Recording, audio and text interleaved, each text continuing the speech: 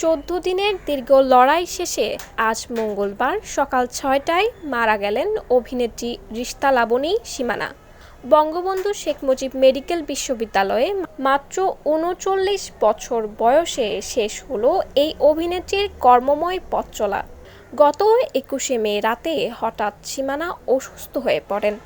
সেদিন রাতে তাকে দ্রুত ধানমন্ডির বেসরকারি একটি হাসপাতালে ভর্তি করা হলে চিকিৎসকরা তার মস্তিষ্কে রক্তক্ষরণের কথা জানান। পরদিন আরও উন্নত চিকিৎসার জন্য সীমানাকে ধানমন্ডির আরেকটি হাসপাতালে নেওয়া হয়। এরপর চিকিৎসকদের পরামর্শে তাকে ঢাকার আগারগাঁওয়ের ন্যাশনাল ইনস্টিটিউট অফ নিউরোসায়েন্সেস হাসপাতালে ভর্তি করানো হয়।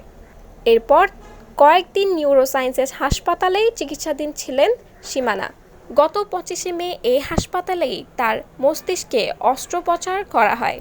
এরপর শারীরিক অবস্থার আরও অবনতি হলে গত বুধবার বিকেল থেকে সীমানার চিকিৎসা চলছিল ঢাকার বঙ্গবন্ধু শেখ মুজিব মেডিকেল বিশ্ববিদ্যালয়ে। শুরুর দিকে তাকে আইসিইউতে রাখা হলেও বুধবার থেকে লাইফ সাপোর্টে রাখা হয়। কিন্তু সব চেষ্টা ব্যর্থ করে সীমানা চলে যান না ফেরার দেশে। সীমানা ২০০৬ সালে লাক্স চ্যানেল আই সুপারস্টার প্রতিযোগিতার মাধ্যমে বিনোদন অঙ্গনে কাজ শুরু করেন। দারুচিনি দ্বীপ সিনেমায় অভিনয় করে প্রশংসিত হন তিনি। পরে নাটকে অভিনয় শুরু করেন, কিন্তু হঠাৎ ২০১৬ সাল থেকে অভিনয় বিরতি। পরে জানা যায় মা হওয়ার জন্যই এই বিরতি।